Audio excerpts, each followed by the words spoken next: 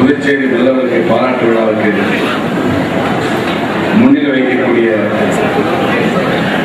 அருமை அண்ணன் சபாபதி ஆச்சாரியர் அவர்களே, அருமை சகோதரர் காளிதாஸ் ஆச்சாரியர் அவர்களே, இந்த படைப்பாளி புதுச்சேரி படைப்பாளி மக்கள் கட்சியுடைய கௌரவ தலைவர் அன்பு சகோதரர் சுப்பிரமணிய ஆச்சாரியர் அவர்களே, அண்ணாமலை ஆச்சாரியர் அவர்களே, இந்த பாராட்டு விழாவிலே தலைமையேற்கக்கூடிய அருமை சகோதரர் தங்கம் அவர்களே, நடராஜன் அவர்களே, இந்த நிகழ்ச்சியிலே நன்றி உரை ஆற்றிருக்கின்ற அருமை தோழர் வர்தன் அவர்களே, எனக்கு முன் சிறப்புரையாக உரையாற்றி அமர்ந்திருக்கின்ற சட்டமன்ற உறுப்பினர் மரியாதைக்குரிய அன்பு சகோதரர் அனந்தராம் அவர்களே,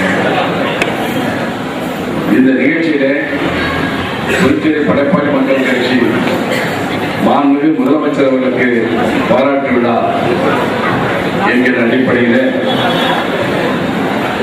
நமது மாகி பிரதேசத்திலிருந்தும் காரைக்காலிலிருந்தும் தமிழக பகுதியிலிருந்து வருகில் இருக்கின்ற அத்துணை நல்ல நண்பர்களை நான் வரவேற்கின்றேன், வாழ்த்துகின்றேன். இன்றைக்கு புதுச்சேரி மாநிலத்தில் மக்களுடைய பிரதிநிதி என்ற அடிப்படையில் மாண்பு முதலமைச்சர் அவர்கள் அரசின் சார்பில் பல்வேறு திட்டங்களை அறிவித்து அமல்படுத்திக் கொண்டிருக்கிறார்கள். எனவேதான் அந்த திட்டத்தில் மேலும் புதுச்சேரி படைப்பாளி மக்கள் கட்சி மிகுந்த உரிமையோடு நீங்கள் 9 அம்ச திட்டத்தை நீங்கள் வடிவமைத்திருக்கிறீர்கள். அந்த 9 அம்ச திட்டத்திலே 21/4/2006 ஆண்டில் இந்த ஆண்டுதான் 4வது மாதம் அரசியல் தேர்தல் களத்திலே வேகமாக இருக்கக்கூடிய ஒரு சூழல். அப்படி என்று சொன்னால் விஸ்வகர்மா யாருக்கு வாக்களிக்க வேண்டும் என்கிற நிலை வந்துவிட்டது. அந்த சமயத்தில் இந்த அமைப்பில் இருக்கக்கூடிய ஜனநாயக முற்போக்கு கூட்டத்தில் இருக்கக்கூடிய தலைவர்கள் அடங்கிய ஒரு கூட்டத்திலே இந்த புதுச்சேரி படைப்பாளி மக்கள் கட்சியின் சார்பில் நடந்த ஒரு பேரவை கூட்டத்தில் நானும்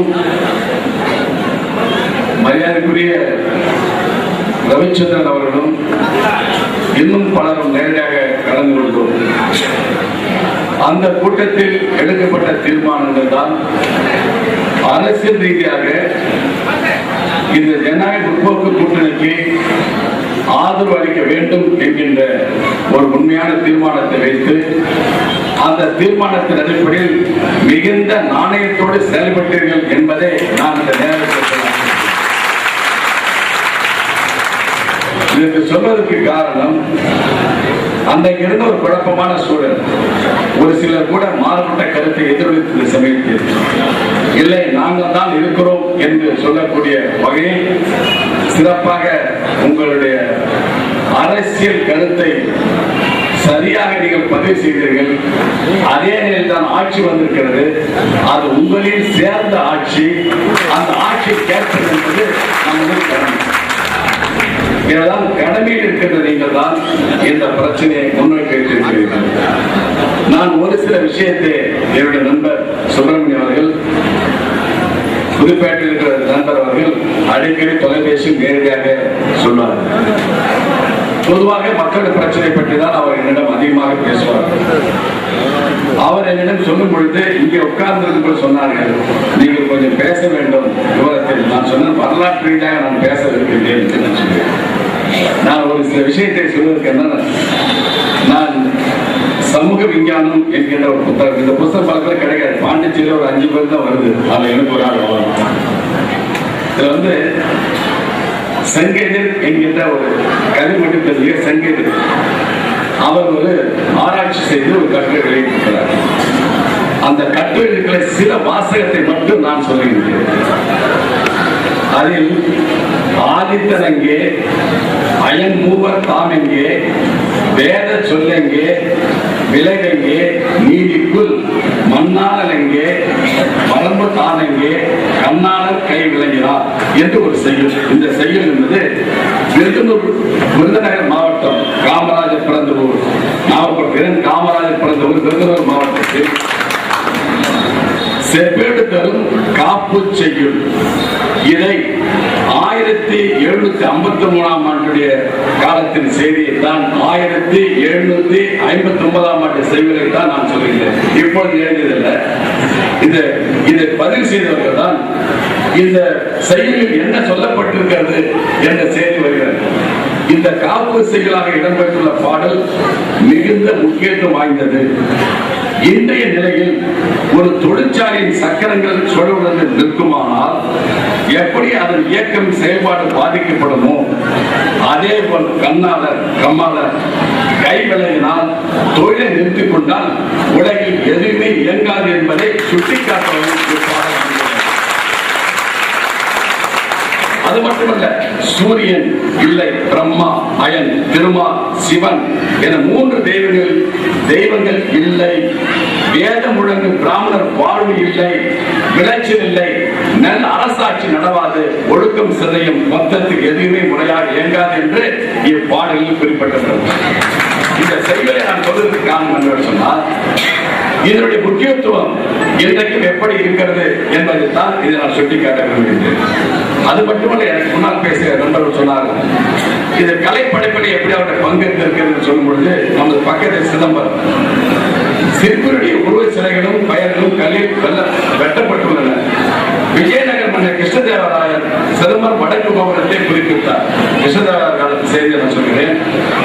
இப்பணியில் ஈடுபட்ட 4 சிற்பி உருவங்கள் அவருடைய பெயர்களும் அக்கோபுரத்தின் நிலையில் அமைக்கப்பட்டுள்ளன.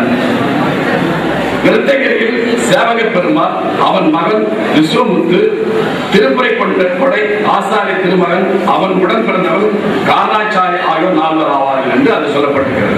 இது சிதம்பரத்தில் இருந்த வடக்கு கோபுரத்தில் அந்த சிற்பிகள் அவருடைய பெயர் அங்கே பொறிக்கப்பட்டிருக்கிறது. இதற்கு நான் சொல்வதற்கு காரணம், ஏதோ ஒரு ஜாதிக்காக நான் பேசவில்லை. என்றைக்கு நான் ஜாதிக்காக நான் பேசுவதும் அல்ல, என் சொந்த ஜாதியை காதி வெளியிடும் அல்ல. நான் சமூகத்தை நம்புகிறேன்.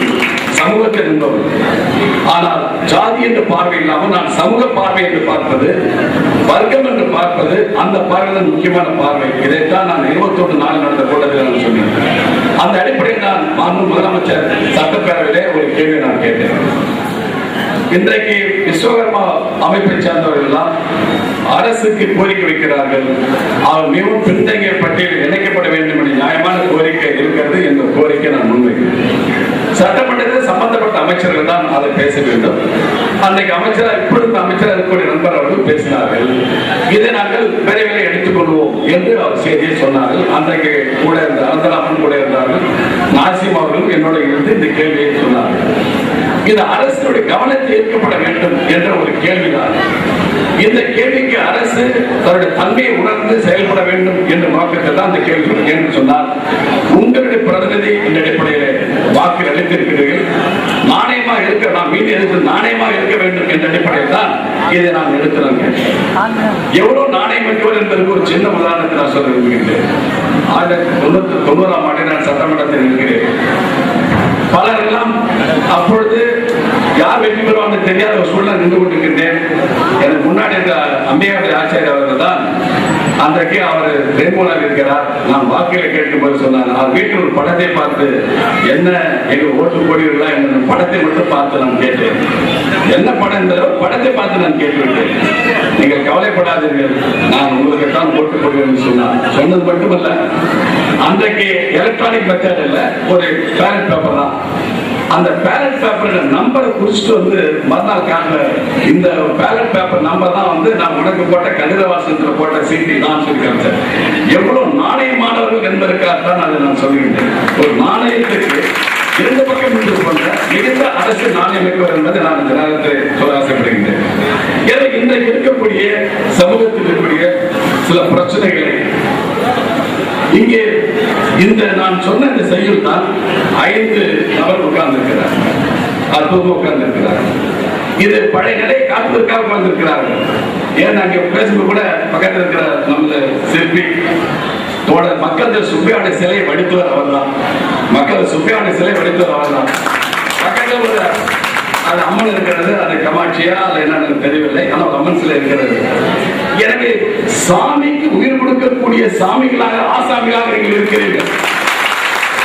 இதுதான் சாமி, இதுதான் சாமி, இதுதான் இந்த சாமி என்று சொல்லி அறிவித்த ரகசாமி நீங்கள் கேட்கிறீர்கள். இன்றைக்கு சாமியை உருவாக்கக்கூடிய நீங்கள் சரியான முறையில் உங்கள் கேள்வியை நீங்கள் சொல்லும் பொழுது நிச்சயமாக கருணையோடு மிகுந்த நம்பிக்கையோடு அவர் தன் கடமை ஆற்றுவார் என்பது நான் மிக தெளிவாக சொல்ல ஆசைப்படுகின்றேன். நான் இன்னொரு விஷயத்திலே நான் உங்களிடம் சொல்ல 9 அம்ச திட்டத்திலே ஒரு சில விஷயத்திலே நீங்கள் பார்க்கும் பொழுது மிக முக்கியமான திட்டமாக உள்ளூர் தொழில் அழிந்து கொண்டு வருகிறது.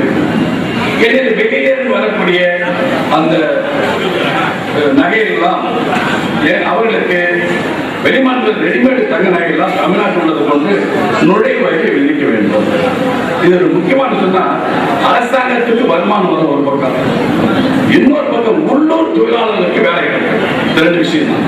அப்ப உள்ளூர் தொழிலாளருக்கு வேலை கிடைத்தால்தான் அவன் வயது நன்றாக இருக்கும், அவன் குடும்பம் பசி இல்லாமல் இருக்கக்கூடிய வாய்ப்பை ஏற்படுத்த முடியும். இது போன்ற ஒரு முக்கியமான கோரிக்கை எல்லாம் இது இருந்து நான் ஒரு விஷயத்தில 8வது கோரிக்கை ஒரு விஷயத்தை நான் உங்களிடம் கோரிக்கை நான் நினைக்கிறேன். தொழிலாளர் பாதிக்கப்பட்ட விஸ்வகர்மா தொழிலாளருக்கு மானியத்தை கூட கடன் உதவி வழங்க வேண்டும். இங்க இருக்கக்கூடிய நிறைய பேர் நண்பர் ஆரம்பமாக பேக்வர்ட் கிளாஸ் கார்பரேஷன் எம்பியாக வந்திருக்கிறார். உங்களுக்கு தான் அந்த கார்பரேஷன் அமைக்கப்பட்டது, உங்கள் போராட்டம் தான் அமைக்கப்பட்டது. அந்த அமைக்க வேண்டும் என்பதை நான் மிகுந்த போராடி அந்த கார்பரேஷன் அமைத்தவன். பிற்பட்டவர்களுக்கு ஆயுதோட மக்களுக்கு எப்படி கடன் கிடைக்கிறதோ அதே போன்று அவர் கடன் கிடைக்க வேண்டும். இன்றைக்கு மாநிலத்தில் கடன் இருக்கிறது, அதை நீங்கள் விளக்கமாக சொல்ல வேண்டும், பெற வேண்டும். நிச்சயமாக அதிகமான பணம் ஒதுக்கி தந்து அதை கடன் கிடைக்கிற வாய்ப்பை ஏற்படுத்த முடியும் என்று நினைக்கிறேன். நானும் முதலமைச்சர் அவரை நான் சொல்லிக் கொண்டிருக்கிறேன். பேசிக்கொண்டிருக்கும் சொன்னார் ஒரு சில விஷயத்தை அவர் சொல்லக்கூடிய நியாயங்கள் சரியாக இருக்கிறது. குறிப்பாக வங்கியில் வேலை செய்யக்கூடியவர்கள், வங்கியில் நகை மதிப்பீட்டாளர் இருக்கிறார்கள், கூட்டு வங்கியில் இருக்கிறார்கள். ஒரு கோரிக்கை கொடுத்த எங்களுக்கு ஒரு நாளைக்கு 500 ரூபாய் கூட வரமாட்டேன். எனவே இவர்களை நிரந்தரமாக்கப்பட வேண்டும் என்று கோரிக்கை. இது நிச்சயமாக முதலமைச்சர் அந்த கோரிக்கை ஏற்று அவர் சொல்லும் போது சொல்லாது செய்யலாம். ஒரு கேஷுவலா சொன்னார் செஞ்சிடலாம் அப்படின்னு சொன்னா ஒரு கோரிக்கை என்பது அந்த தன்மையை உணர்ந்து அதை செய்ய முடியும் என்ற நம்பிக்கையை வெளிப்படுத்தியிருக்கார். நிச்சயமாக அது போன்ற விஷயத்தில் அவர்கள் சொல்வார்கள் என்று நினைக்கின்றேன். அது மட்டுமல்ல, இந்த மிக முக்கியமான கோரிக்கை எம்பிசி என்று நான் ஏற்கனவே சொல்லியிருக்கிறேன். அது கமிஷனிலும் நீங்கள் உறுதியாக இருக்கப்பட வேண்டும். நீங்கள் மட்டுமல்ல, மற்றவர்களும் எங்களை போன்றவர்கள் மிக உறுதியாக இருக்கிறோம் என்பதை மட்டும் நான் தெளிவாக சொல்ல ஆசைப்படுகிறேன். மற்றவர்களெல்லாம் ஏனமாக பேசுகிற பேச்சு என் பேச்சு அப்படி அல்ல, என்றையும் வரலாற்று ரீதியாக உண்மையை தான் சொல்ல முடியும். ஏன்னா எம்பிசி கிடைப்பதற்கு நியாயம் இருக்கிறதா சொன்னால் சமூக காரணம் இருக்கிறது நான் சொல்ல முடியும். எத்தனை பேர் படித்தவர்கள், படிப்பு இல்லாமல் வேலை மட்டும் நன்றி போல் எத்தனை பேர்? அது மட்டுமல்ல, ஒரு சிறிய கணக்கெடுப்பு எடுத்துக்கொள்ள எத்தனை குடும்பங்கள் தற்கொலை செய்து கொண்டிருக்கிற கணக்கெடுக்க பாருங்கள். இந்த குடும்பத்தை சார்ந்தவர்தான் அதிகமாக இருக்கிறார். இவையெல்லாம் ஏன் வருகிறது? ஒரு சிலரை பார்த்து பலம் என்று பார்க்க கூடாது. இந்த சமூகம் பலமாக இருக்கிறதா என்று தான் பார்க்க வேண்டும். ஏன் இந்த சமூகம் பலமாக இல்லை? சமூக ரீதியாக பின்னங்கி இருக்கிறார்கள், பொருளாதார ரீதியாக பின்னங்கி இருக்கிறார்கள். எனவே இவர்கள் தகுதிப்படுத்தவர்கள் மோஸ்ட் பேக்வர்ட் கிளாஸ் என்பதுதான். இது எந்த விதமான மாற்று கருத்து யாருக்கும் இருக்கக்கூடாது. ஆனால் இப்படி கேட்கும் பொழுது இப்பொழுது நான் சொல்ல விஷயத்தை நீங்கள் கற்றுக்கொள்ள வேண்டும்.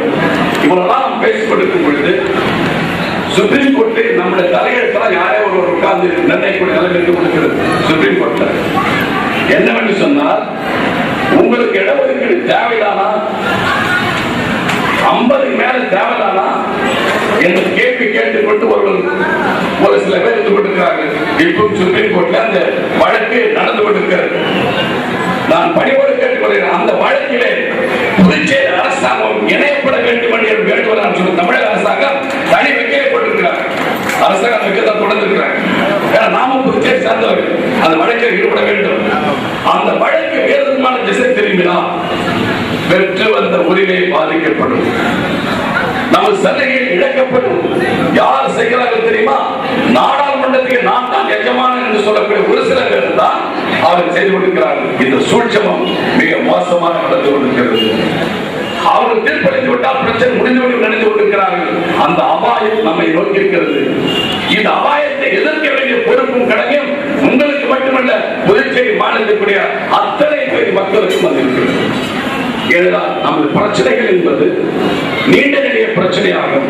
எனவே இந்த பிரச்சனைகளை அரசின் சார்பில் முதலமைச்சர் அவர்கள் நிச்சயமாக அந்த கேட்டார்கள், இவரெல்லாம் நலசங்கத்தில் எப்படி இருக்கிறார் என்று கேட்டார்கள். நான் சொன்னேன் நலசங்கத்தில் இருக்கிறார்கள்.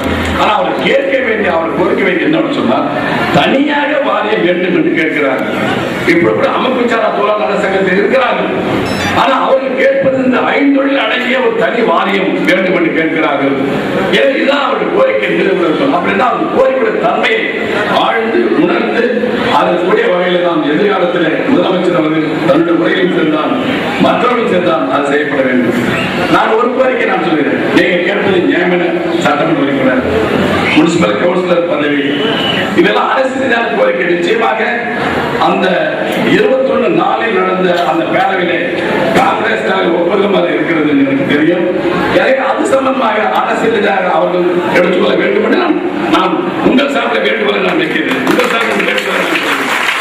ஆனால் ஒன்று, சில அரசியல் கட்சிகள் இந்த சமூகத்தை சார்ந்தவர்களை நிறுத்தப்பட வேண்டும். ஒரு சில பேர் நிறுத்திருக்காங்க, ஒருத்தர் வெற்றி பெற்றிருக்காங்க தெரியும்.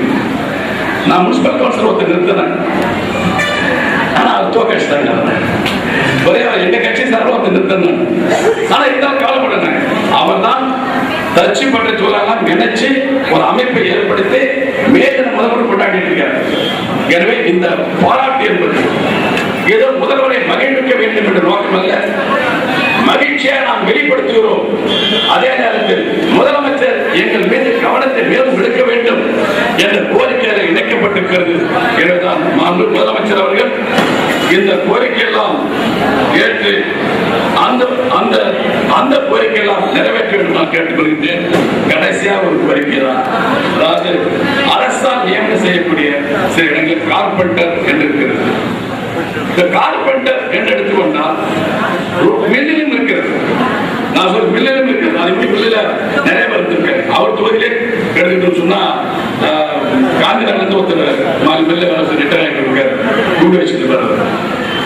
எனவே அந்த மாதிரி அரசால் நியமிக்க ஒரு பீடபிள்யூ 10 இடங்கள்ல கார்பெண்டர் பதவி, இந்த பதவிக்கு அவருக்கு எக்ஸ்க்ளூசிவா தர வேண்டும் என்று கேட்டிருக்காங்க. ஏன்னா இந்த மாதிரி கோரிக்கை எல்லாம் நியாயமான கோரிக்கை. இந்த கோரிக்கைகளுக்கு முதலமைச்சர் அவர்கள் நிச்சயமாக பதில் மட்டுமல்ல, அவர் நிறைவேற்ற வேண்டிய பொறுப்பு அவருக்கு உணர்ந்தவர். யார் சொன்னாலும் சரிதான், அதை மிகுந்த கவனத்தோடு கேட்டு தன்னால் என்ன முடிகிறதோ அது செய்யக்கூடிய ஆற்றல் படைத்தவர்.